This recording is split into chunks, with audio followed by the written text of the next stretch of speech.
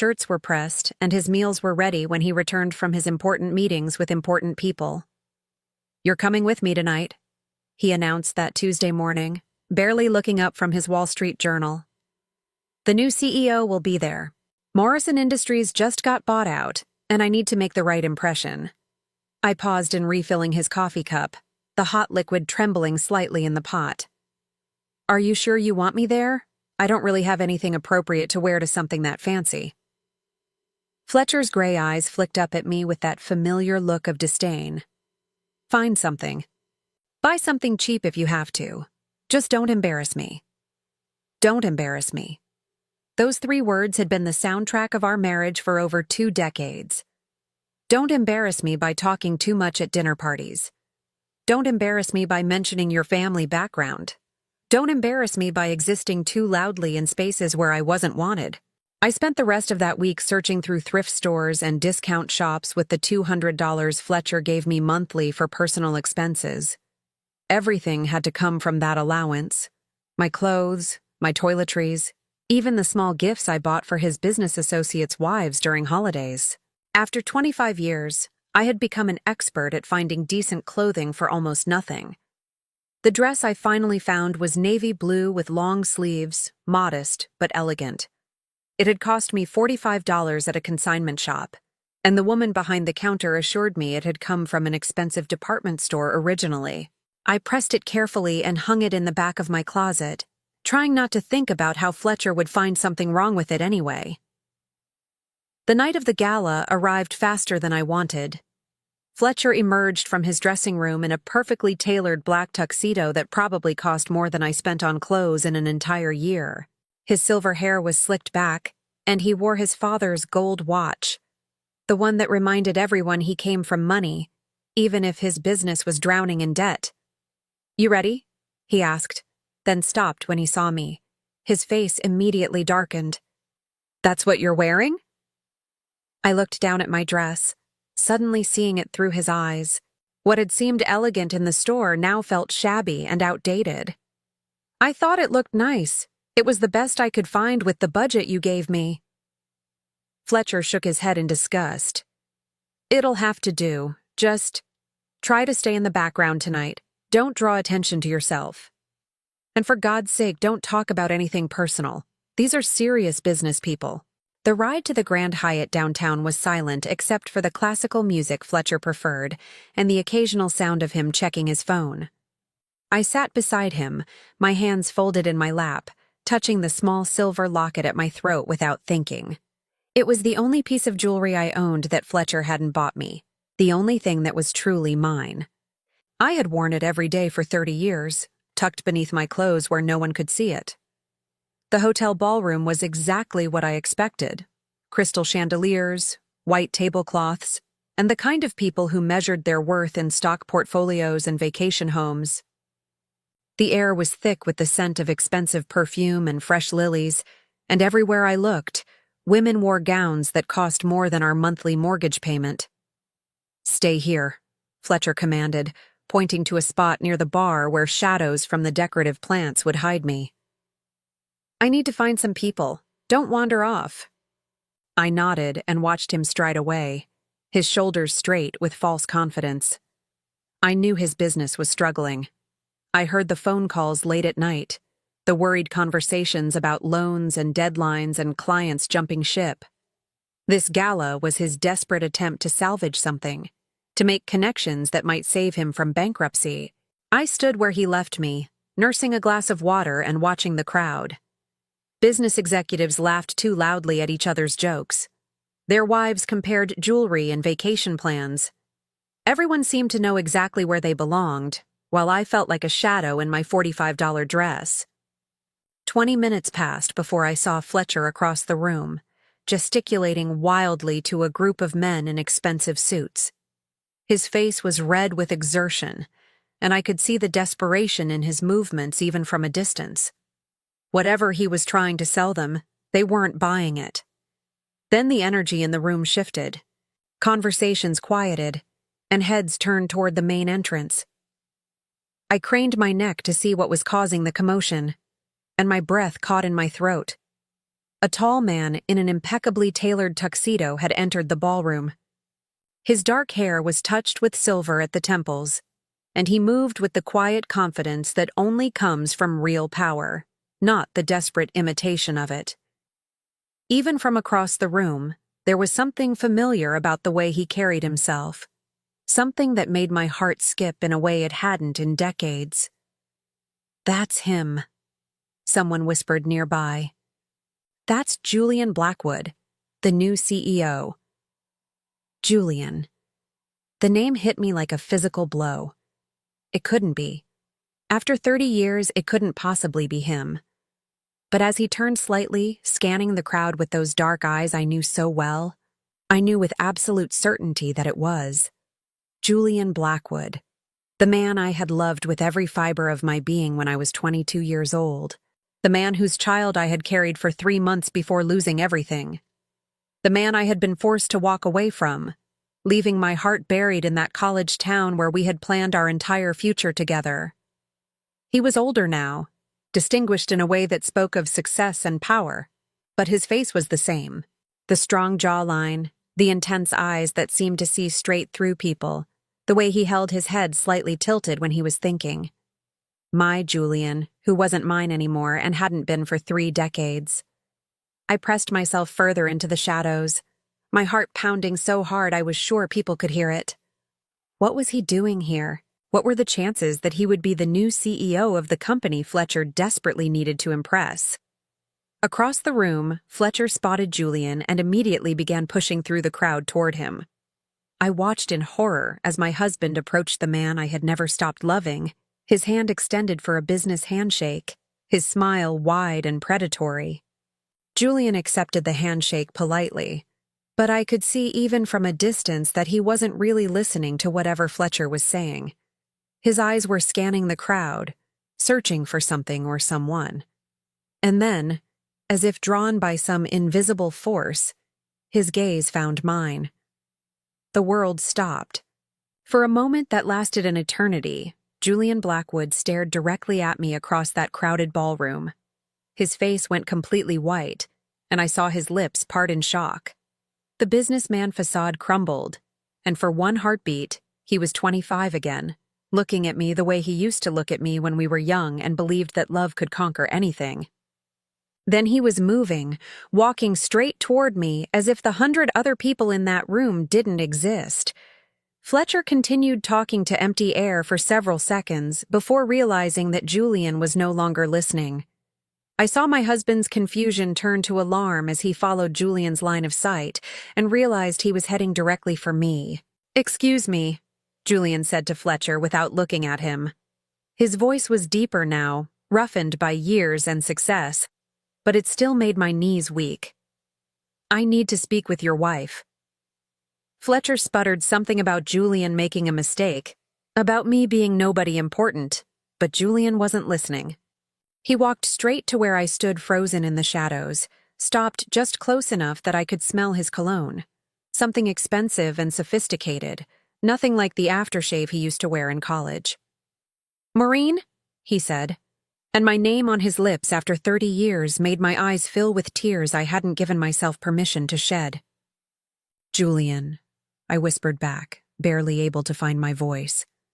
Without hesitation, he reached out and took both my hands in his, the same way he used to do when we were young. His hands were warm and steady, and I could feel the weight of his wedding ring, or rather the absence of it. His ring finger was bare. "I've been looking for you for 30 years, he said, his voice thick with emotion. His dark eyes were bright with unshed tears, and when he spoke again, his words carried across the suddenly silent ballroom. "I still love you." The sound of Fletcher's champagne glass hitting the marble floor echoed like a gunshot through the stunned silence that followed. Julian's words hung in the air between us like a bridge I wasn't sure I was brave enough to cross. Around us, the gala had effectively stopped. Conversations died mid-sentence as the city's most powerful people stared at the scene unfolding before them. I could feel their curiosity burning into my skin, but all I could see was Julian's face, older and more weathered than the boy I had loved, but unmistakably him. This is ridiculous. Fletcher's voice cut through the moment like a blade. He stepped between Julian and me, his face flushed with humiliation and rage. Maureen, what the hell is going on here? I opened my mouth to speak, but no words came. How could I explain 30 years of buried heartache in front of a room full of strangers? How could I tell my husband that he had never been anything more than a refuge from the pain of losing the only man I had ever truly loved? Julian's eyes never left my face. Could we speak privately? He asked, his voice gentle but carrying the unmistakable authority of someone accustomed to being obeyed. Fletcher laughed harshly. Privately? She's my wife. Anything you have to say to her, you can say in front of me. No, Julian said simply. I can't. The weight of his gaze was almost unbearable. I could see the questions there, the hurt that time hadn't healed, the love that had somehow survived 3 decades of separation. But I could also see Fletcher's panic, the way his hands shook as he realized that his carefully planned evening was crumbling around him. Julian, I finally managed to say, my voice barely above a whisper. I can't. Not here. Not like this.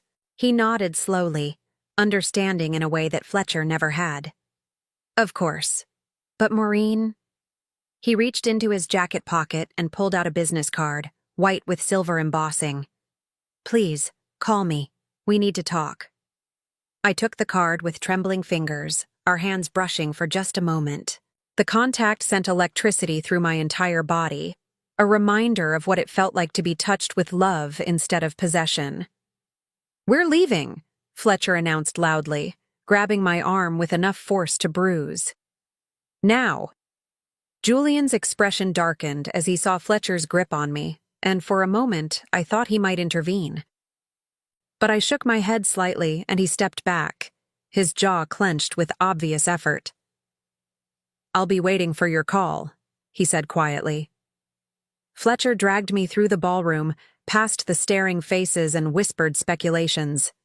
I clutched Julian's business card in my free hand, the sharp edges pressing into my palm like a lifeline. The ride home was a nightmare of Fletcher's rage and accusations, but I barely heard him. My mind was spinning backward through time, to a small college town where I had been young and fearless and desperately in love. Julian and I met in our junior year at Colorado State. I was studying literature on a partial scholarship, working 3 jobs to pay for everything my financial aid didn't cover. He was in business school, brilliant and ambitious, but also kind in a way that surprised me. Rich boys weren't supposed to notice scholarship girls like me, but Julian did. Our first conversation happened in the library during finals week. I was stretched across 3 chairs, surrounded by textbooks and empty coffee cups, when he approached with that slightly tilted head that meant he was thinking hard about something. You look like you could use some real food, he said, and his voice was warm with amusement. The cafeteria closes in 20 minutes, but I know a place that stays open late. 24-hour diner with the best pie in town. I looked up from my Victorian literature textbook, ready to politely decline. I didn't have money for late-night dinners, and I certainly didn't have time for whatever game rich boys played with girls like me. But when I met his eyes, dark and serious and completely sincere, something inside me shifted. I can't afford diners, I said honestly. But thank you. I didn't ask if you could afford it, he replied gently. I asked if you were hungry. That was Julian. Direct, honest, cutting through pretense to get to the heart of things. We went to the diner that night, and he bought me apple pie and listened while I talked about books and dreams and the scholarship I was desperately trying not to lose. He didn't try to impress me with stories about his family's money or his future plans. He just listened, really listened, in a way no one ever had before. We became inseparable after that. Julian introduced me to his world of cocktail parties and country clubs, but he also slipped away from those gatherings to explore my world of midnight study sessions and shared pizza in tiny dorm rooms. We talked about everything: literature and business, family and dreams. The future we were building together piece by careful piece. The night he proposed was perfect in its simplicity. We were sitting in our favorite spot by the campus lake, watching the sun set over the mountains. Julian pulled out his grandmother's emerald ring, antique and beautiful, and his hands shook as he slipped it onto my finger. "Marry me, Maureen," he said, and his voice was thick with emotion. "I want to spend the rest of my life making you happy." I said yes without hesitation. We were 22 and believed that love was enough to overcome any obstacle. We made plans for a small ceremony after graduation, a honeymoon in Europe, the apartment we would share while Julian finished his MBA. Everything seemed possible when you were 22 and in love. But Julian's parents had different plans. Charles and Victoria Blackwood were old Denver money, the kind of people who measured relationships in terms of social advantage and business connections. When they learned about Julian's engagement to a scholarship student from a middle-class family, their response was swift and brutal. They threatened to cut Julian off completely. No more tuition money, no trust fund, no place in the family business empire they had spent generations building.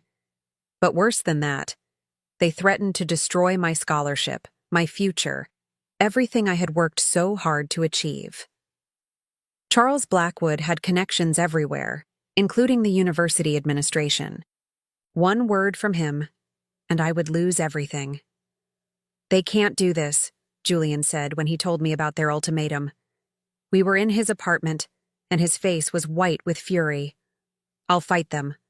I'll give up the money, the business, all of it. We'll make our own way." But I was already pregnant with his child, though I hadn't told him yet. I had discovered it 3 days earlier, sitting on the bathroom floor of my dorm with a plastic test strip in my shaking hands. I was 22 and terrified and desperately in love with a man whose family would destroy us both rather than accept me. That night, I made the hardest decision of my life. I broke up with Julian without telling him about the baby. I gave him back his grandmother's ring and walked away from everything we had built together. I told him I had realized we were too different, that I didn't want the life he was offering me. I watched his heart break in real time, saw the confusion and pain in his eyes, and I nearly crumbled, but I held firm.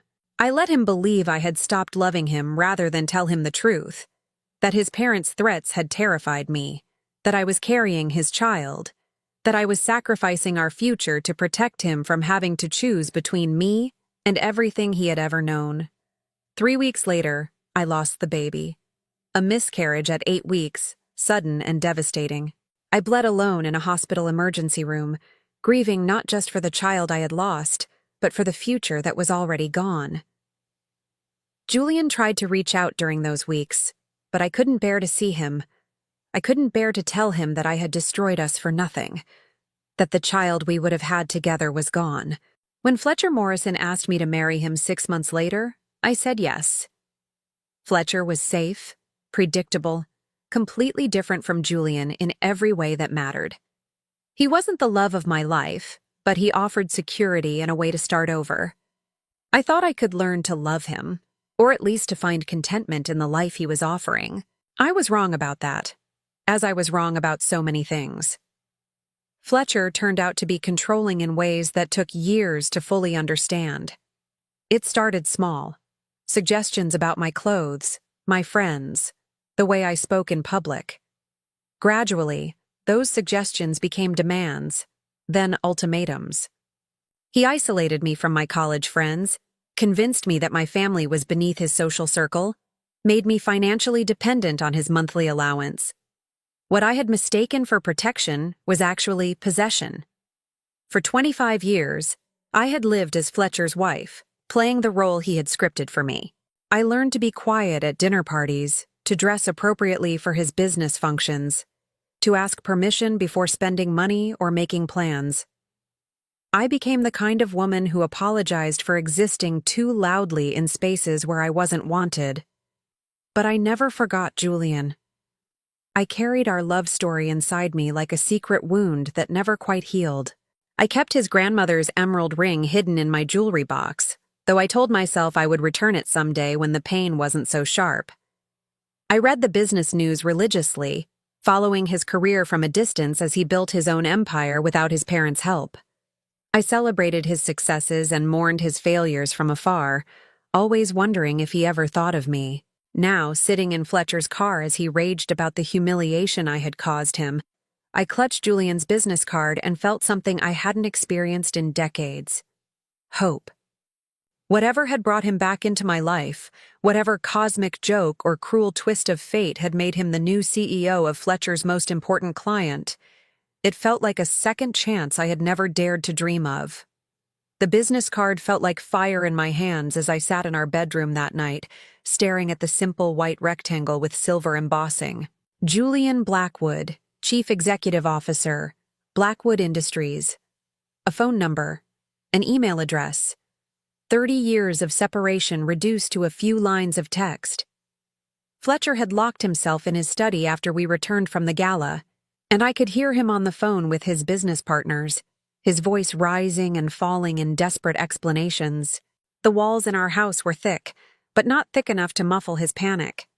Everything had been riding on tonight's meeting with the new CEO, and instead of securing a contract, he had watched his wife's past explode into his present like a bomb. I should have told him years ago. Should have mentioned, casually over breakfast or during one of our silent dinners, that I had once known someone named Julian Blackwood. But how do you explain that you married one man while still desperately in love with another? How do you admit that 25 years of marriage has been built on the foundation of a broken heart? I pulled out the small wooden jewelry box I kept hidden in the back of my closet. Beneath winter sweaters Fletcher never noticed. My fingers found the familiar weight of the emerald ring Julian had given me when we were 22 and believed in forever. I had never returned it, though I told myself for years that I would find a way to get it back to him. The truth was simpler and more painful. It was the only piece of our love story I had been allowed to keep. The ring caught the lamplight, throwing tiny green reflections across my palm. Julian's grandmother's ring, passed down through 4 generations of Blackwood women. He had been so nervous when he proposed, his hand shaking as he slipped it onto my finger beside the campus lake where we used to study together on warm afternoons. "It's been waiting for the right woman," he had said that night, his dark eyes serious and full of love. "It's been waiting for you." I had worn it for exactly 3 months before everything fell apart. The memory of that afternoon in Charles Blackwood's office was still sharp enough to make my hands tremble.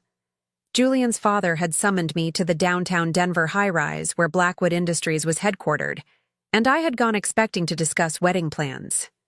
Instead, I found myself sitting across from a man whose cold eyes and calculating smile made my skin crawl. "Miss Campbell," he had said, leaning back in his leather chair like a predator who had cornered his prey. "I understand my son has made you certain promises." I had lifted my chin, trying to project a confidence I didn't feel. At 22, I thought courage was enough to overcome anything. "Julian and I are engaged. We're planning to marry after graduation." Charles Blackwood laughed, a sound devoid of any warmth. "Are you? How interesting. Tell me, what do you imagine married life will be like? The country club memberships, the charity galas, the summers in the Hamptons? Do you think you'll fit into our world, Miss Campbell?" "I think love is more important than social status," I replied, though my voice had begun to waver. "Love." He repeated the word like it tasted bitter. "Let me tell you about love, Miss Campbell. Love is a luxury that people in my family can't afford. Julian has responsibilities. To this company, to our family name, to the legacy that spans 4 generations. He will marry someone who can support those responsibilities, not someone who will drag them down." I started to argue, but he held up a hand for silence. "You're on a partial academic scholarship, aren't you? Majoring in literature with a minor in education. Your father works in construction. Your mother is a secretary at an insurance company. Middle-class people, I'm sure they're very nice, but hardly the background we expect for a Blackwood daughter-in-law." Each word was precisely chosen to cut, and they found their mark. I felt my face burn with shame and anger, but Charles Blackwood wasn't finished. I've done my research, Miss Campbell. One phone call from me to the right people at Colorado State, and your scholarship disappears. Your grades are excellent, but there are plenty of excellent students who need financial aid. Without that scholarship, you'll have to drop out, won't you?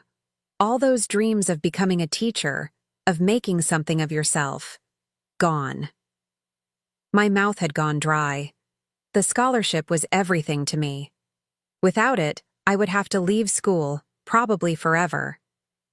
My parents couldn't afford to pay for my education, and I was already working 3 jobs just to cover living expenses. But that's not all, Charles continued, his smile growing wider. Julian thinks he's ready to give up his trust fund for you, to make his own way in the world. Young love, very romantic. But what he doesn't understand is that I can make sure he fails. Every door he tries to open, I can close. Every job he applies for, every business loan he needs. I have connections everywhere, Miss Campbell. I can ensure that Julian Blackwood becomes just another college graduate with an expensive education and no prospects. I sat frozen in my chair, understanding for the first time the true scope of the Blackwood family's power. This wasn't just about money or social status. This was about complete and utter destruction. So here's what's going to happen, Charles said, leaning forward across his massive mahogany desk. You're going to break up with my son. You're going to tell him you've realized the two of you are incompatible, that you want different things from life. You're going to give him back his grandmother's ring and walk away. And in return, I'll make sure you graduate with your scholarship intact. I might even put in a good word for you with some local school districts when you're ready to start your teaching career. The offer was both generous and terrible in its cynical calculation. He was buying me off, but he was also offering me the only chance I had to finish my education and build a life for myself. And if I refuse, I asked, though I already knew the answer, then you'll both be destroyed. Julian will never forgive himself for ruining your future, and you'll never forgive yourself for ruining his. Either way, your relationship won't survive. This way, at least one of you gets to keep your dreams. I should have told Julian everything, should have run straight to him and confessed what his father had threatened. But I was 22 and terrified and carrying a secret I hadn't shared with anyone. I was pregnant with Julian's child. I had discovered it 3 days before that meeting with Charles Blackwood, sitting on the cold bathroom floor of my dorm room with a plastic pregnancy test in my shaking hands. 2 pink lines that changed everything. I had planned to tell Julian that weekend, had imagined his face lighting up with joy and wonder. We had talked about children, about the family we would build together someday. Someday had arrived sooner than we expected, but we loved each other enough to handle anything. Except Charles Blackwood's threats weren't directed just at us anymore. They were directed at our unborn child, at the future we were already creating together. If I refused his ultimatum, he would destroy Julian's career prospects, eliminate my education, and ensure that our baby would be born into poverty and struggle. I made the decision that haunts me still. I chose to sacrifice our love to protect our child's future. The breakup was the hardest thing I had ever done. I met Julian at our favorite coffee shop near campus, the one where we had spent countless hours studying together and planning our future. He was already there when I arrived, sitting at our usual table by the window, and his face lit up when he saw me the way it always did. "There's my beautiful fiancé," he said, standing to kiss me.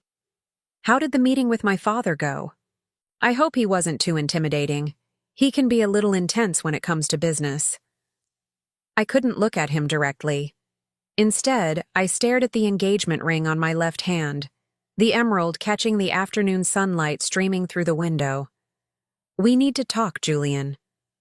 Something in my tone must have warned him, because his smile faded immediately. "What's wrong?" I forced myself to meet his eyes, these dark eyes that had looked at me with such love and tenderness for the past year. "I've been thinking about our engagement, about what marriage would mean." "Okay." He sat down slowly, wariness creeping into his expression. "What about it? I don't think we're right for each other." The lie tasted like poison in my mouth. We want different things from life. Julian stared at me for a long moment, confusion and hurt warring across his face. What are you talking about? Maureen, we've planned everything together. We want the same things. No, we don't. I pulled the ring off my finger, the metal sliding easily over my knuckle. It had been loose lately, probably because I had been too nervous to eat much since discovering the pregnancy. I've realized that I'm not cut out for your world. The country clubs, the social expectations, the pressure to be someone I'm not. I want something simpler. Then we'll have something simpler, Julian said immediately, reaching across the table for my hands. Maureen, I don't care about any of that. We can live however you want to live. I pulled my hands away before his touch could weaken my resolve. It's not just about how we live. It's about who we are. You're going to inherit your family's business someday. You'll need a wife who can support that world, who understands it. I'm not that person. You're exactly that person, Julian insisted, his voice rising with desperation. You're intelligent, beautiful, kind. You're everything I want in a wife, in a partner. Maureen, where is this coming from? Last week you were excited about looking at apartments for next year. What changed? Everything, I wanted to say. Everything changed when your father showed me exactly what your family is capable of. When I realized that loving you isn't enough to protect the child growing inside me. Instead, I placed the emerald ring on the table between us, the small click of metal against wood sounding like a gunshot in the quiet coffee shop. I'm giving you back your ring. Julian stared at the ring as if it were a poisonous snake. No, Maureen, this is crazy. Whatever's wrong, we can fix it. We love each other. Love isn't always enough, I said quietly, hating myself for the truth in those words. It is for us, Julian said fiercely. It has to be. I stood up before I could lose my nerve entirely. I'm sorry, Julian. I truly am. But this is for the best. For the best?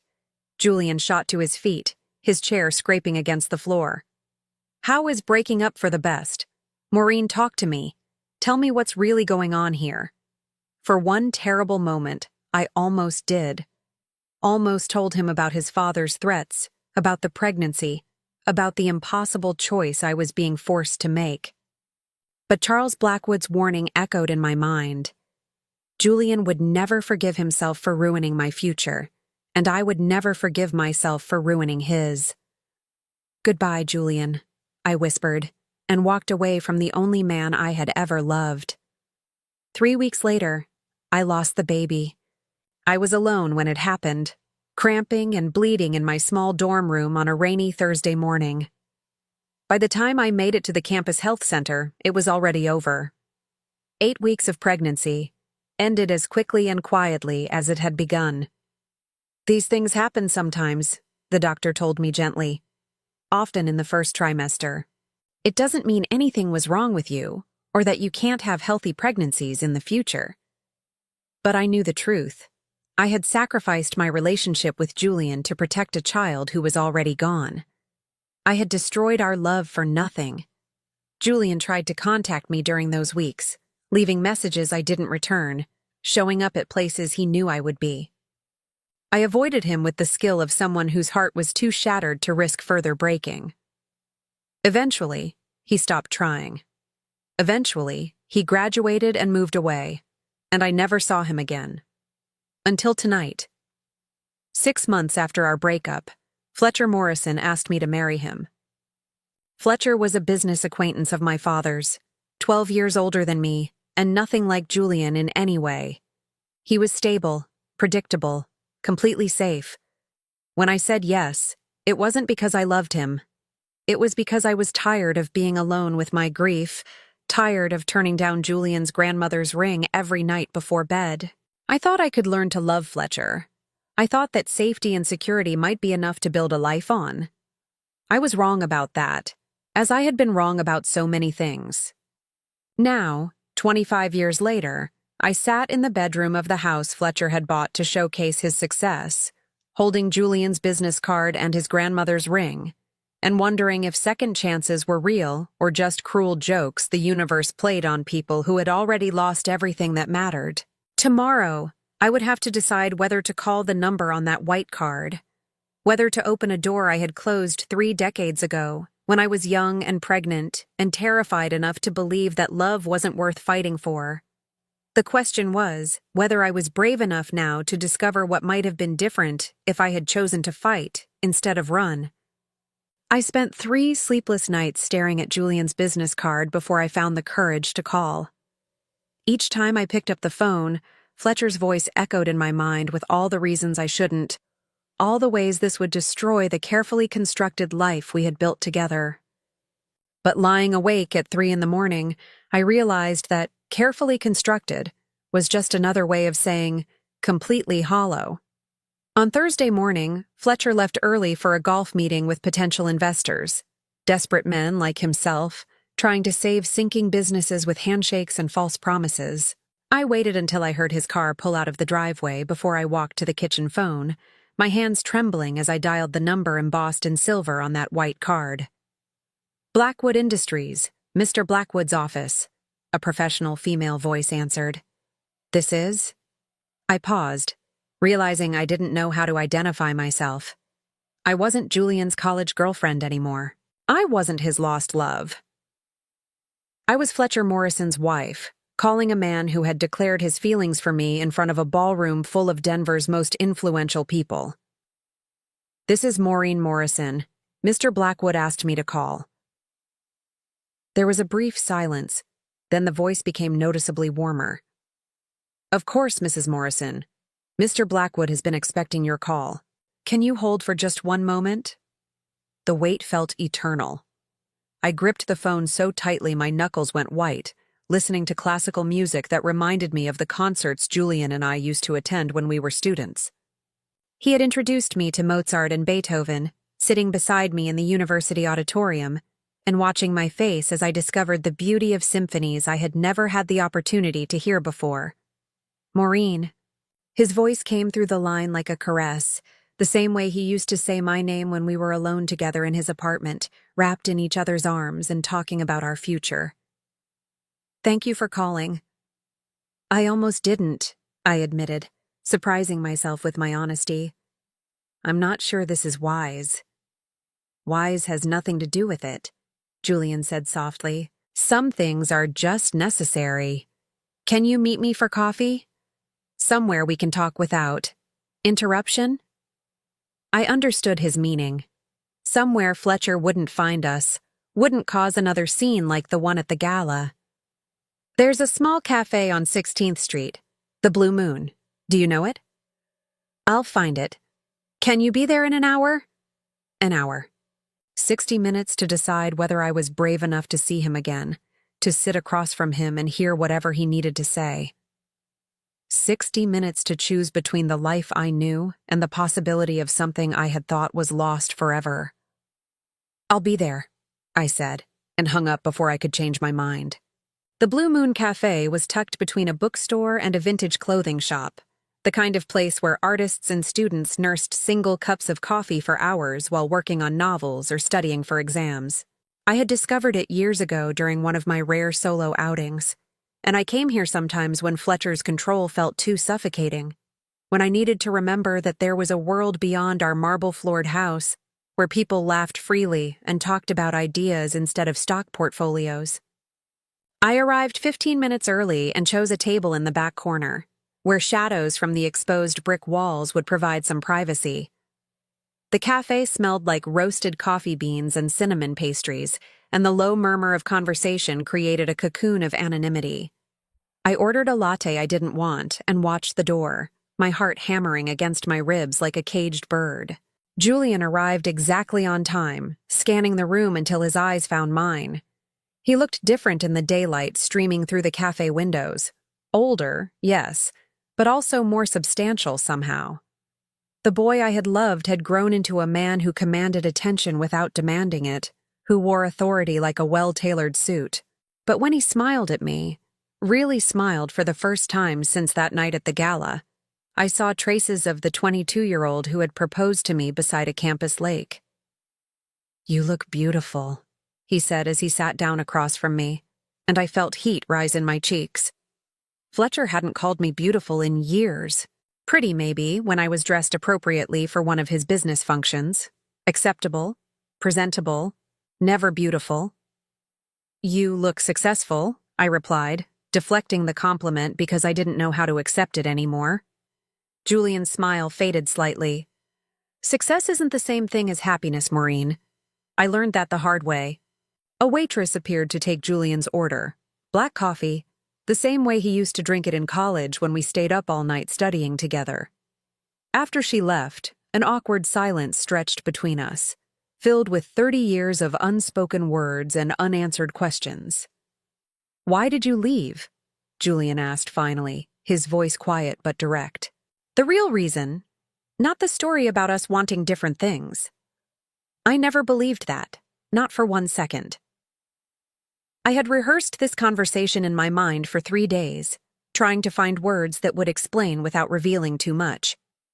But sitting across from him, seeing the pain that still lived in his dark eyes after all these years, I found myself telling him everything. I told him about his father's threats, about the meeting in that cold downtown office where Charles Blackwood had laid out exactly how he would destroy both our futures if I didn't walk away. I told him about the pregnancy I had hidden from everyone, about losing the baby 3 weeks after our breakup, about marrying Fletcher because I was tired of grieving alone. Julian listened without interrupting, his face growing paler with each revelation. When I finished, he sat in stunned silence for a long moment, his hands clenched into fists on the small cafe table. "My father threatened you," he said finally, his voice deadly quiet. "And you were pregnant. With my child." I nodded, unable to trust my voice. "Jesus Christ, Maureen." Julian ran both hands through his hair, a gesture I remembered from when he was overwhelmed or frustrated. "Why didn't you tell me? Why didn't you come to me with this?" "Because I was 22 and terrified," I said, my voice barely above a whisper. "Because your father convinced me that loving you would destroy both of us. Because I thought I was protecting you. Protecting me." Julian laughed, but there was no humor in it. "You protected me by breaking my heart and disappearing from my life. You protected me by letting me believe for 30 years that I wasn't good enough to keep you." The pain in his voice was unbearable. I reached across the table instinctively, covering his clenched fist with my hand. "Julian, I'm so sorry. I thought I was doing the right thing." He turned his hand palm up, capturing my fingers in his. His touch was warm and familiar, even after 3 decades. "My father died 5 years ago," he said quietly. "I spent the last 15 years of his life trying to earn his approval, trying to prove I could build something without his help. I never knew about the threats, never knew what he did to you." "It doesn't matter now," I said, though we both knew that was a lie. It mattered more than ever, because understanding the past was the only way to make sense of the present. "It matters to me," Julian said firmly. "It matters because I need you to know that I never stopped loving you. Not when you left, not when you married Fletcher, not when I married Catherine because my parents insisted I needed a suitable wife for appearances. I searched for you, Maureen. For years I hired investigators, followed leads that went nowhere. I never gave up hope that someday I would find you again." My heart clenched at the pain in his confession. "Julian." "I divorced Catherine 3 years ago," he continued. "Amicable, no children, no real love lost on either side. We both knew we had married for the wrong reasons. And then, last month, I finally found you. My investigators tracked down your marriage records, your address. I was planning to approach you carefully, diplomatically. I never imagined I would walk into that gala and see you standing there like something out of a dream." The weight of his words settled between us like a promise and a threat. He had found me, had been planning to contact me, had been searching for 30 years. The life I had built with Fletcher, the carefully maintained routine of our marriage, the safety I had thought I needed, all of it suddenly felt as fragile as tissue paper. "What happens now?" I asked, though I was afraid of the answer. Julian's hand tightened around mine. "That depends on you. I know you're married. I know this is complicated. But Maureen, I also know that what we had was real, and I don't think it ever really died. Not for me, and I don't think for you either." He was right, and we both knew it. Sitting across from him in that small cafe, I could feel the pull between us as strongly as I had when we were 22 and believed that love could conquer anything. But I wasn't 22 anymore. I was 57 and married to a man who controlled every aspect of my life, who would never let me go without a fight. "Fletcher will never give me a divorce," I said quietly. "Not willingly.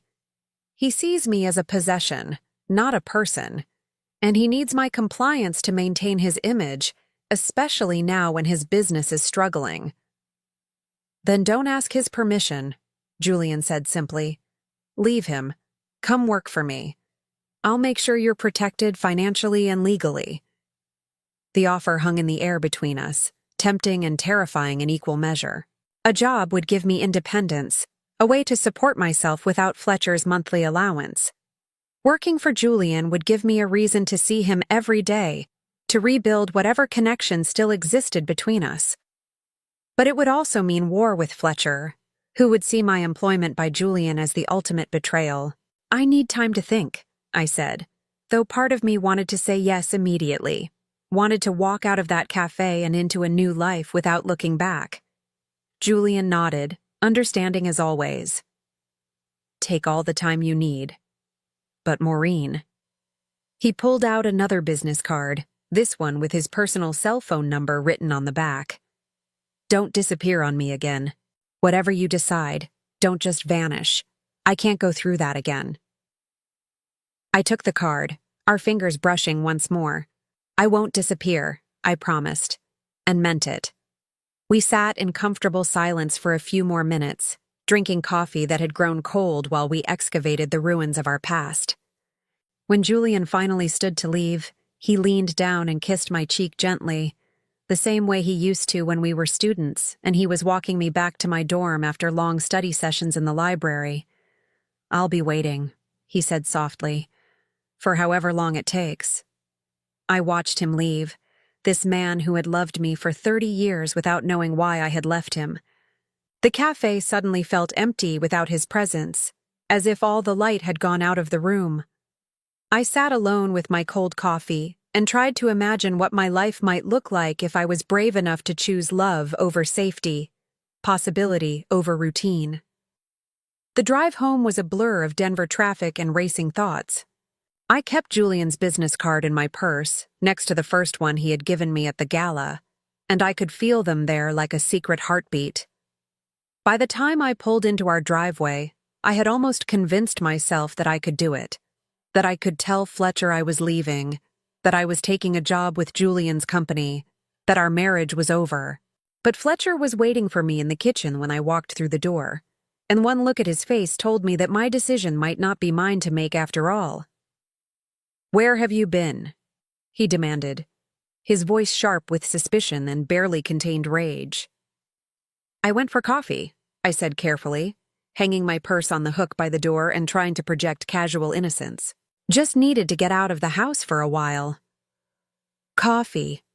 Fletcher repeated the word like it was a foreign concept. "For 3 hours."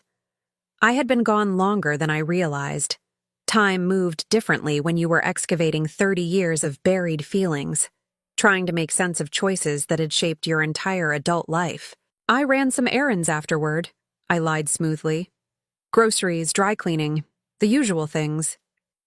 Fletcher stepped closer, his gray eyes scanning my face for signs of deception. "Groceries," he said. "Then where are they?" My stomach dropped. I had been so consumed with thoughts of Julian, so overwhelmed by our conversation, that I had driven straight home without stopping anywhere. I forgot to pick them up. I was distracted, thinking about other things. What other things? Fletcher's voice was dangerously quiet now, the tone he used when he was trying to control his temper in public. What could possibly be so important that you forgot to do the one thing you told me you were going out to do?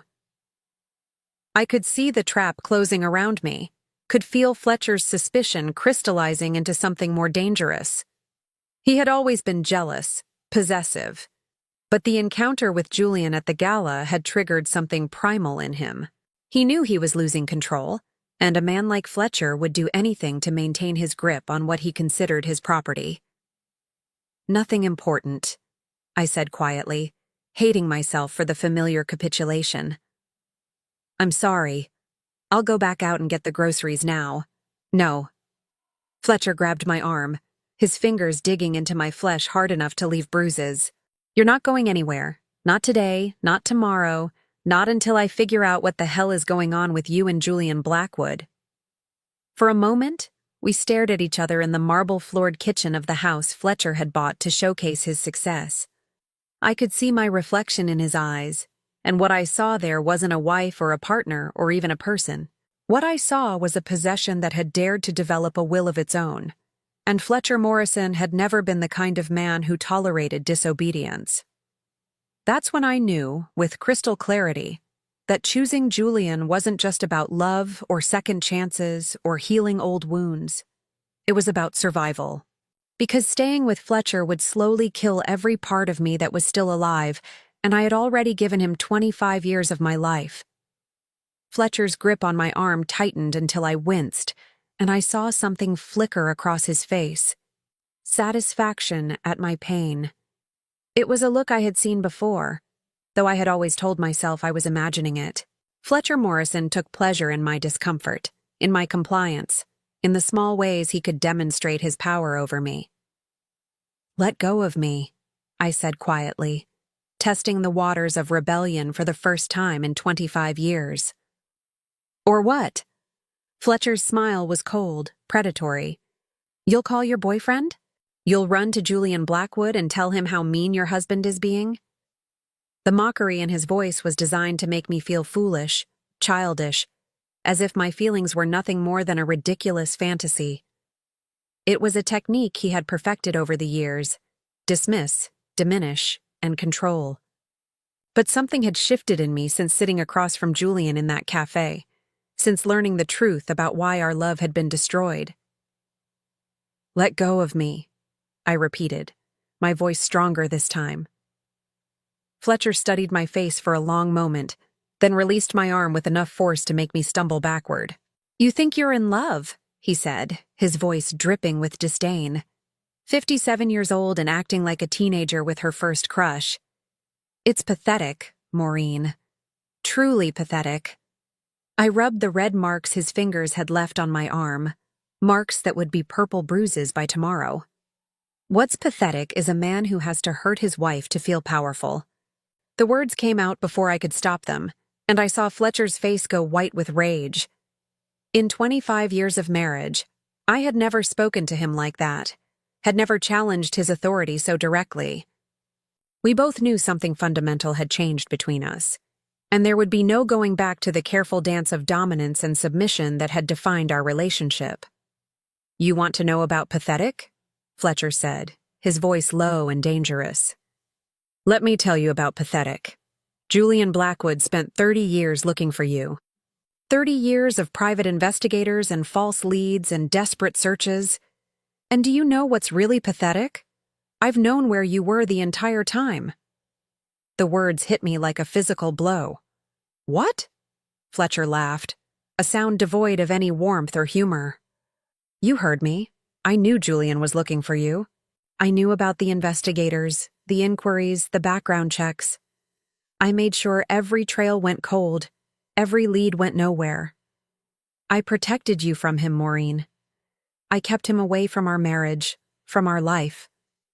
I stared at my husband, this man I had lived with for a quarter of a century, and realized I didn't know him at all. You? You knew he was searching for me? Of course I knew. Julian Blackwood isn't exactly subtle about anything he does. Money talks, sweetheart, and his investigators weren't particularly discreet about their inquiries. Fletcher straightened his tie, a gesture that usually signaled his return to civilized behavior, but his eyes remained cold and calculating. The first inquiry came about 6 months after we were married. Some private detective calling around, asking questions about you. It didn't take much to figure out who was behind it. My legs felt weak, and I gripped the edge of the kitchen counter for support. You never told me. Why would I tell you? So you could go running back to your college boyfriend? So you could destroy our marriage for some romantic fantasy?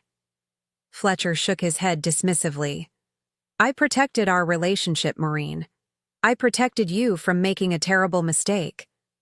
You protected yourself, I said, understanding flooding through me like ice water. You knew that if Julian found me, if he told me the truth about why we broke up, I would leave you. Fletcher's smile was sharp as a blade. And would you have? If Julian had shown up at our door 10 years ago, 20 years ago, would you have left me for him? The honest answer was yes, and we both knew it. Even in the depths of my unhappiness with Fletcher, even during the years when our marriage felt like a prison sentence I was serving for crimes I didn't remember committing, I would have left him for Julian without hesitation. Fletcher had known that, had counted on my ignorance to keep me trapped. How? I asked, my voice barely above a whisper. How did you stop the investigators? Money, mostly. Bribes, false information, dead ends. It's amazing what people will do for the right price. Fletcher poured himself a glass of scotch from the bottle he kept on the kitchen counter, his movements casual and unconcerned, as if we were discussing the weather instead of 30 years of systematic manipulation. I had connections too, Maureen. Business associates who owed me favors, who could make problems disappear for the right consideration. I thought about Julian sitting across from me in that cafe, telling me how he had searched for years, how he had never given up hope of finding me. All those years of investigation, of following leads that went nowhere, of hiring detective after detective who fed him false information because my husband was paying them to lie. You destroyed his life too, I realized with growing horror. You didn't just keep him away from me. You tortured him for 30 years, making him believe I didn't want to be found. I saved his life, Fletcher corrected coldly. Julian Blackwood was obsessed with you, Maureen, completely obsessed. If I hadn't intervened, he would have wasted his entire future chasing after a woman who had already moved on, already chosen a different path. I never chose you, I said, the truth spilling out like poison from an old wound. I settled for you. I married you because I was broken and alone and thought I didn't deserve better. But I never chose you, Fletcher. Not really. For the first time in our conversation, Fletcher looked genuinely hurt. Not angry or calculating or controlling, but actually wounded by my words. 25 years of marriage, he said quietly. 25 years of providing for you, protecting you, giving you everything you could possibly need. And this is what I get in return? Contempt? You call it providing, I said, my voice growing stronger with each word. I call it buying compliance. You gave me a house and an allowance and a role to play, but you never gave me choice. You never gave me freedom. You never even gave me the basic respect of honesty. Honesty? Fletcher laughed bitterly. You want honesty? Here's some honesty for you. Julian Blackwood doesn't love you, Maureen. He loves the memory of you, the fantasy of who you were when you were 22. He's been chasing a ghost for 30 years, and when he realizes that the woman standing in front of him now isn't the girl he remembers, he'll disappear just as quickly as he appeared. The words were designed to hurt, to make me doubt myself and Julian and the possibility of a different life. But instead of weakening my resolve, Fletcher's cruelty only strengthened it, because I knew, deep in my bones, that he was wrong. Julian hadn't fallen in love with my 22-year-old self again at that gala. He had looked at me as I was now, 57 and tired and marked by years of emotional abuse. And he had still said he loved me. "You're wrong," I said simply. "Am I? Let me ask you something, Maureen. When Julian realizes that you're not the sweet college girl he remembered, when he sees how you've let yourself go, how you've become exactly the kind of middle-aged housewife he would never have chosen for himself, do you really think he'll still want you?"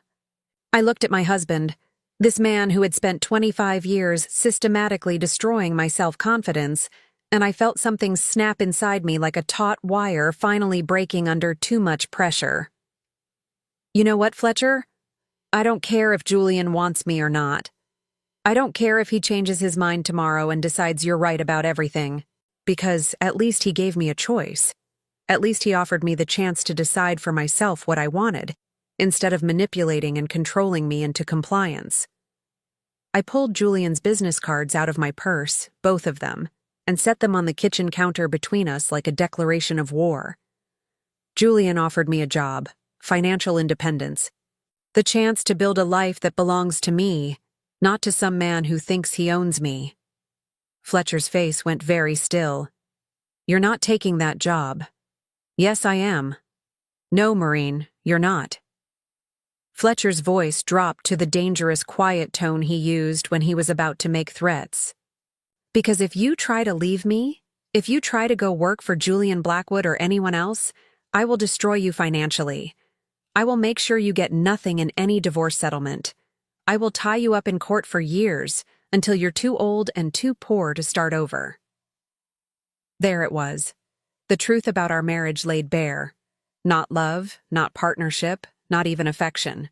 Just ownership and control, backed by the threat of economic destruction. Fletcher had never loved me.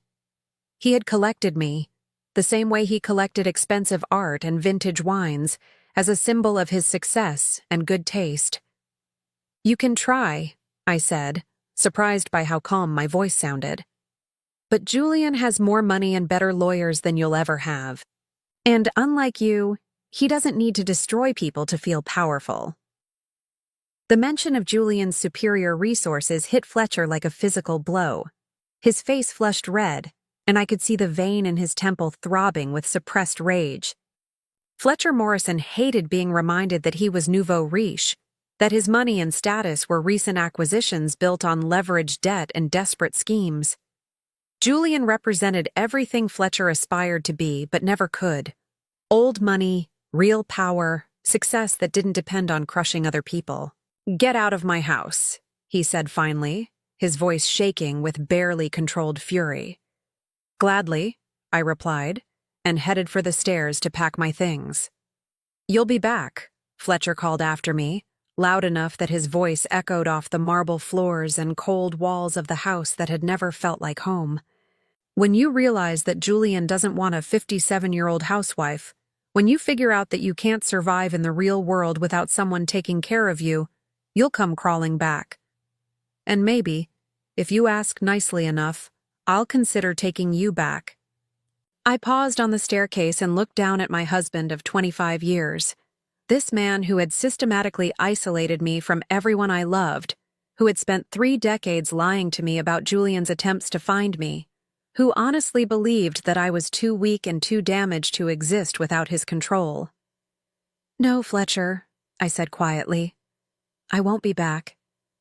Because whatever happens with Julian, whatever happens with the job or the future or any of it, I finally understand something important. I would rather be alone for the rest of my life than spend one more day with someone who sees me as a possession instead of a person." As I climbed the stairs to pack my clothes, I could hear Fletcher behind me, already on the phone with someone, his voice rising and falling in angry explanation. Probably calling his lawyer or his business manager, or one of the other men who helped him maintain the illusion of success and respectability. But for the first time in 25 years, I wasn't listening to Fletcher Morrison's voice with fear or anxiety or the need to please. I was listening to it the way you listen to background noise, something irrelevant that would soon fade away entirely. I had a phone call to make, a job to accept, and a life to reclaim. And it was starting right now. I called Julian from my car in the parking lot of a hotel downtown, my hands still shaking from the confrontation with Fletcher. The sun was setting over the Denver skyline, painting the mountains in shades of gold and purple that reminded me of the evenings Julian and I used to spend studying together on the university campus, when the future seemed limitless and love felt strong enough to overcome any obstacle. "Maureen?" Julian answered on the first ring, as if he had been waiting by the phone. "Are you all right? You sound upset." "I'm leaving him," I said without preamble, my voice steadier than I felt. "Fletcher, I'm leaving him tonight, and I want to accept your job offer." There was a moment of silence, then Julian's voice came through warm and sure. "Where are you?" "The Marriott downtown. I couldn't think of anywhere else to go." "Stay there. I'll be right over." 20 minutes later, I watched through the hotel lobby windows as Julian's black BMW pulled up to the valet stand. He emerged wearing jeans and a simple gray sweater, looking more like the college boy I had fallen in love with than the powerful CEO who commanded boardrooms and million-dollar deals. When he spotted me sitting in one of the lobby's leather chairs, his face lit up with a mixture of relief and something deeper: hope. "Are you hurt?" he asked, sitting down beside me and immediately noticing the bruises on my arm where Fletcher had grabbed me. His jaw tightened with controlled anger. "Did he put his hands on you?" "Nothing I can't handle," I said, though we both knew that wasn't really true. Fletcher's abuse had been psychological for so long that the physical component felt like a natural escalation, not a shocking departure from his usual behavior. Julian reached out carefully, gently touching the purple marks on my forearm. "No one should ever put their hands on you in anger, Maureen. No one." The tenderness in his voice, the careful way he examined the bruises as if they were wounds he could heal through sheer force of will, made tears spring to my eyes.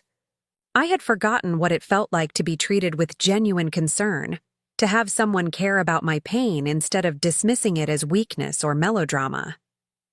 "Tell me what happened," Julian said quietly. So I did. I told him about Fletcher's revelation that he had known about Julian's search for 30 years, about the systematic sabotage of every investigation, about the threats and manipulation that had kept us apart. Julian listened with growing incredulity and rage, his hands clenched into fists as the full scope of Fletcher's deception became clear. 30 years, he said finally, his voice rough with emotion. 30 years of wondering if you ever thought about me, if you ever regretted leaving.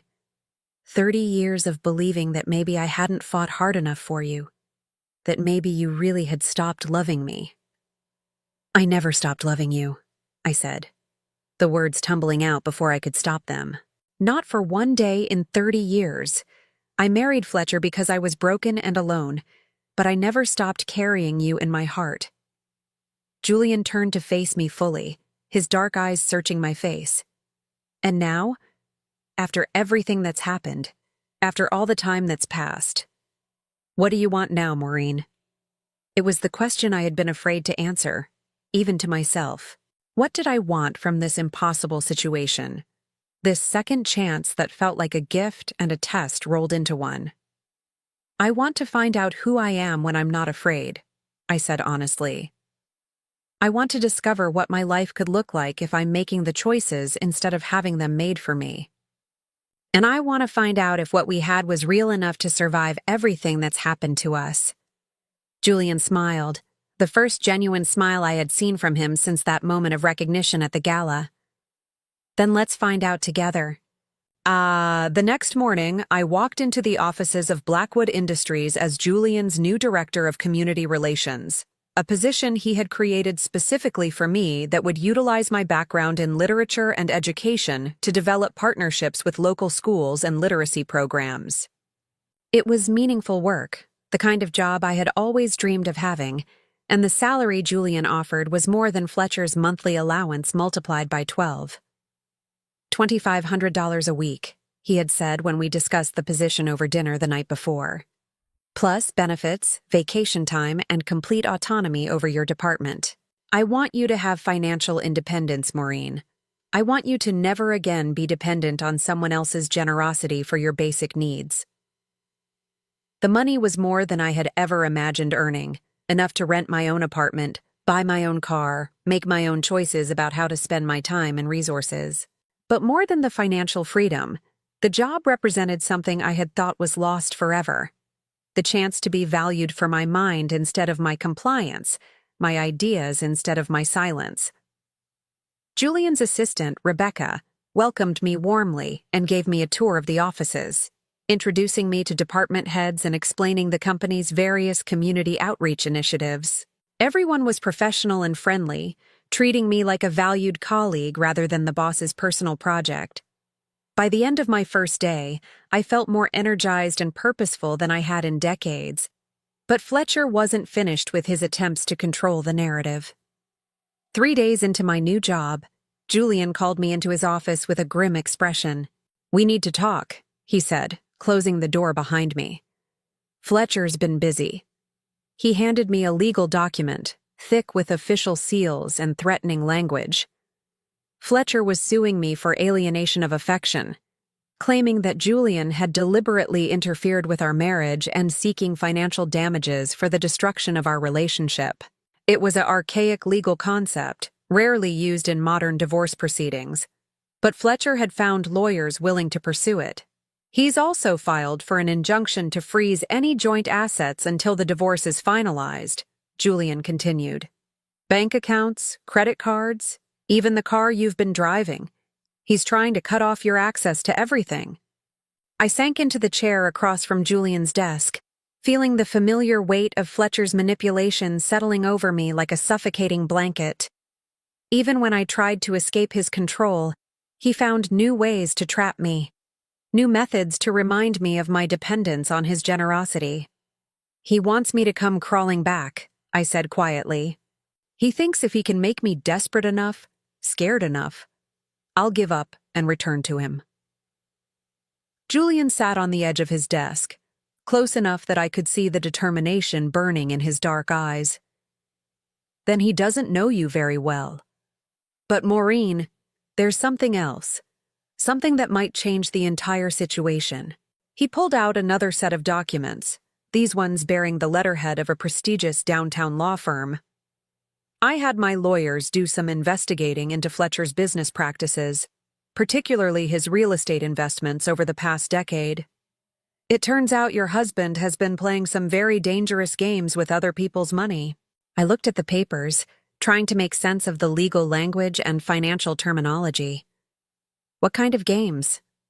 "The kind that could land him in federal prison," Julian said grimly. "Fletcher's been using his development company as a shell for money laundering operations. Dirty money from various sources gets invested in his real estate projects, comes out clean on the other side. The FBI has been building a case against him for months." The words hit me like a physical blow. Fletcher, for all his faults, had always seemed like a legitimate businessman, if not a particularly successful one. The idea that he was involved in criminal activity felt surreal, like discovering that the man I had lived with for 25 years was actually a stranger. "How long have you known about this?" I asked. "I suspected something was wrong with his finances when I started researching his company for potential contracts," Julian admitted. "The numbers didn't add up. The funding sources were questionable. But I didn't have proof until my lawyer started digging deeper." I stared at the documents, understanding the implications of what Julian was telling me. If Fletcher was arrested for money laundering, his assets would be frozen, his business would be shut down, and any claims he had against me in the divorce would become irrelevant. But it also meant that the man I had married, however unhappily, was a criminal who had been using our home and our marriage as cover for illegal activities. "What do we do?" I asked. Julian's expression was carefully neutral, but I could see the protectiveness in his eyes, the same fierce determination that had driven him to search for me for 30 years. "We do nothing. The FBI will do their job, and Fletcher will face the consequences of his choices. But Maureen, you need to understand, when this comes out, and it will come out soon, there's going to be a lot of media attention. Your marriage to Fletcher will be scrutinized. Your connection to me will be public knowledge. It's going to be uncomfortable for a while. I thought about the house I had shared with Fletcher, the marble floors and expensive furniture that had apparently been purchased with laundered money. I thought about the charity galas we had attended, the business associates we had entertained, all of it part of Fletcher's elaborate facade of respectability. How much of our life together had been built on lies I never knew were being told? I don't care about the media attention, I said finally. I care about doing the right thing. And the right thing is letting the truth come out, whatever that means for Fletcher or for me. Julian nodded, something like pride flickering across his face. The woman I fell in love with 30 years ago would have said exactly the same thing. 2 weeks later, Fletcher Morrison was arrested at his office on charges of money laundering, fraud, and tax evasion. The local news media covered the story extensively, focusing on the dramatic fall of a prominent Denver businessman and the millions of dollars in illegal transactions that had funded his real estate empire. Our divorce proceedings became a footnote to the larger criminal case, with Fletcher's lawyers too busy trying to keep him out of federal prison to pursue harassment lawsuits against me. I watched the news coverage from Julian's penthouse apartment, where I had been staying since leaving the hotel. It felt surreal to see Fletcher in handcuffs, being led away from the office building where he had conducted business for decades. This man who had controlled every aspect of my life for 25 years looked small and frightened on television, no longer the intimidating figure who had dominated our marriage. "How do you feel?" Julian asked, sitting beside me on the sofa as the news anchor moved on to other stories. "Free," I said, surprising myself with the honesty of the answer. For the first time in decades, I feel completely free. Julian reached over and took my hand, our fingers interlacing naturally. Free to do what? I looked at this man who had loved me for 30 years, who had given me a job and financial independence, and the chance to discover who I was when I wasn't afraid. I thought about the emerald ring hidden in my purse, the symbol of promises we had made when we were young, and believed that love could conquer anything. Maybe it could. Free to find out if it's possible to fall in love with the same person twice, I said softly. Julian's smile was answer enough. 8 months later, I stood in front of the mirror in the bridal suite at the Four Seasons, adjusting the simple ivory dress I had chosen for my second wedding. It was nothing like the elaborate gown I had worn when I married Fletcher. No train, no veil, no desperate attempt to convince myself that expensive fabric could transform a marriage of convenience into a love story. This dress was elegant in its simplicity, perfect for a woman who had finally learned the difference between settling and choosing. "You look beautiful, sweetheart," said Margaret, Julian's assistant who had become my closest friend over the past months. She was fastening a string of pearls around my neck, something borrowed from her own jewelry collection, continuing a tradition I had never properly observed the first time around. The pearls caught the afternoon sunlight streaming through the suite's windows, and for a moment I was transported back to my college days, when Julian and I used to spend lazy Sunday mornings in his apartment, reading the newspaper and planning our future together. We had been so young then, so certain that love was the only ingredient necessary for a happy ending. Now, at 58, I understood that love was just the beginning, the foundation upon which you built trust, respect, partnership, and the 1,000 small choices that created a life worth sharing. "Are you nervous?" Margaret asked, stepping back to admire her handiwork. "Excited," I corrected, and realized it was true. When I married Fletcher 30 years ago, I had been numb with grief and desperate for security. Today, I was marrying Julian because I chose to, because I wanted to spend whatever years I had left with the man who had loved me faithfully through 3 decades of separation. A soft knock on the door interrupted my thoughts. "Come in," I called, expecting to see the wedding coordinator or perhaps Julian's sister Catherine, who had flown in from Boston for the ceremony. Instead, Julian himself stepped into the room, looking devastatingly handsome in his charcoal gray suit. Margaret made a disapproving sound in her throat. "Julian Blackwood, "You know you're not supposed to see the bride before the ceremony," she scolded. "It's bad luck."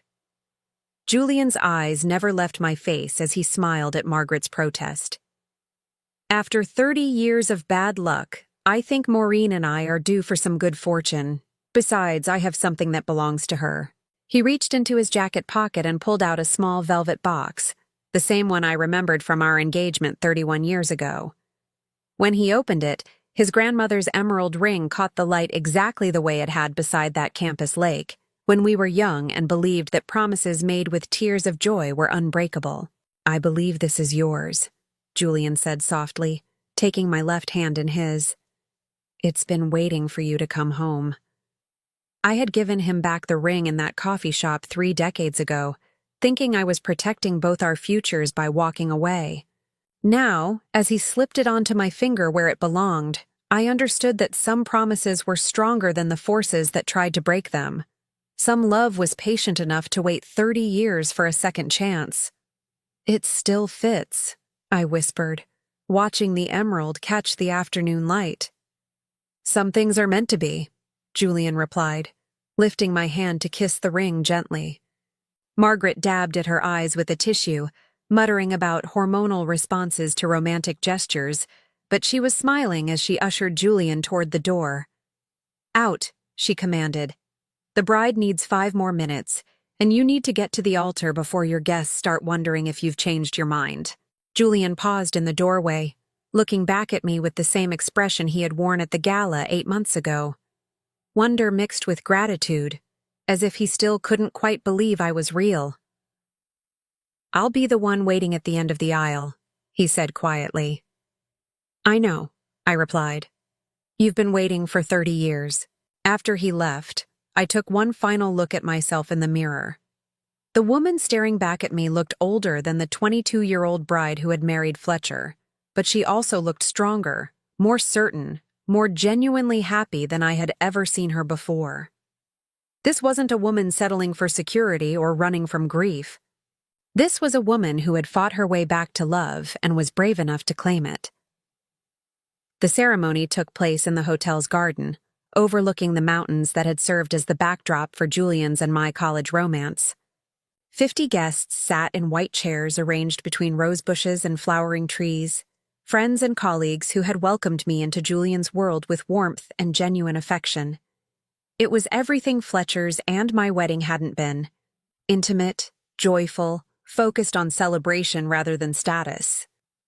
As I walked down the petal-strewn path, I saw Julian waiting for me at the altar, his face radiant with happiness.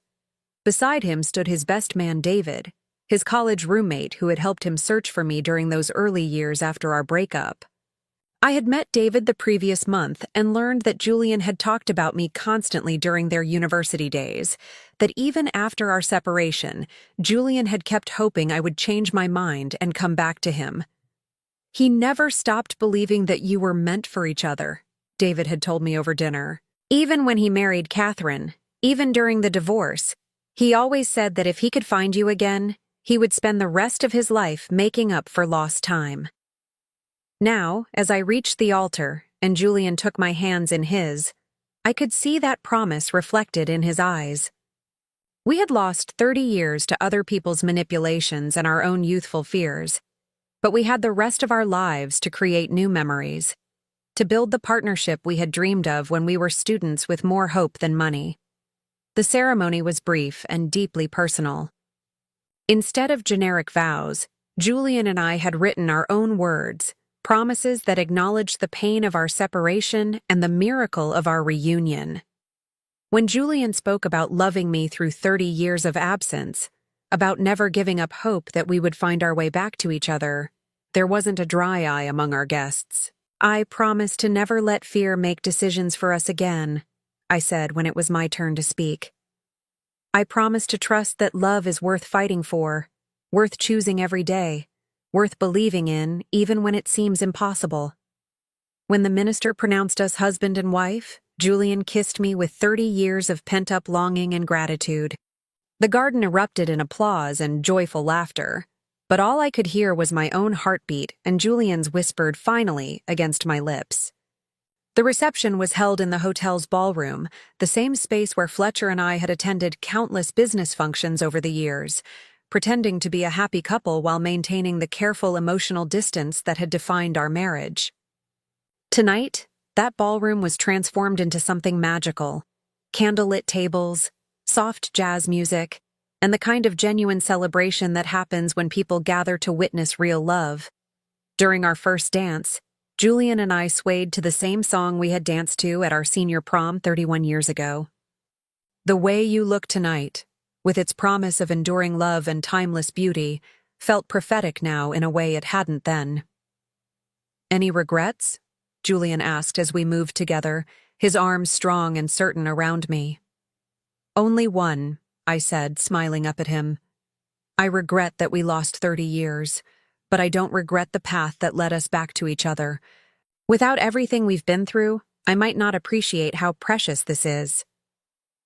Julian spun me gently, and I caught a glimpse of our guests watching us with the kind of satisfaction that comes from witnessing a long-overdue happy ending. Margaret was dancing with David, tears of joy still visible on her cheeks. Catherine, Julian's sister, was deep in conversation with several of my new colleagues from Blackwood Industries, all of them treating me like family, rather than the boss's new wife. After the formal dances ended, Julian and I stepped onto the hotel's terrace for a few moments of quiet together.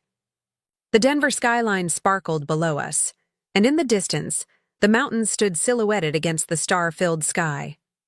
It was the same view I had admired during my college years, when Julian and I used to drive into the foothills to study and dream about our future together. Do you remember what we used to say about those mountains? Julian asked, following my gaze. I smiled at the memory. That they had been there for millions of years, and they would be there for millions more. That some things were permanent, even when everything else felt temporary. Like us, Julian said simply. Like this. He pulled out his phone and showed me a photograph he had taken during the ceremony. The moment when I walked down the aisle toward him, my face glowing with happiness and certainty. In the background, the mountains rose majestically, eternal witnesses to our second chance at love.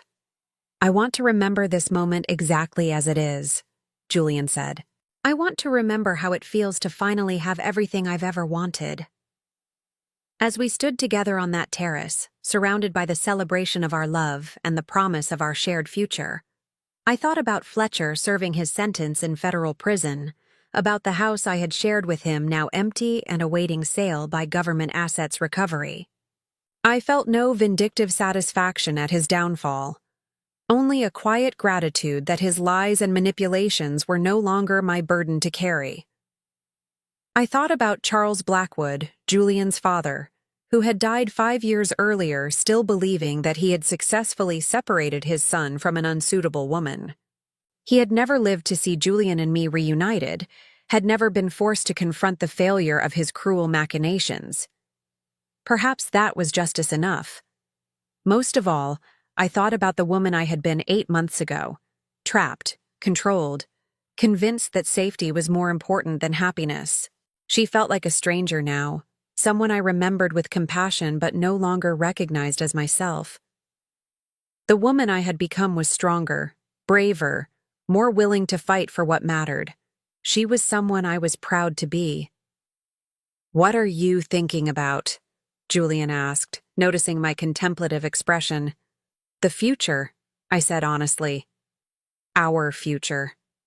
All the mornings we'll wake up together, all the decisions we'll make as partners instead of strangers sharing a house. All the years we have left to love each other properly." Julian lifted my left hand to his lips, kissing the emerald ring that had finally found its way home. 58 isn't too late for a new beginning, is it? I looked at my husband, my true husband, the man I had chosen with my whole heart instead of accepting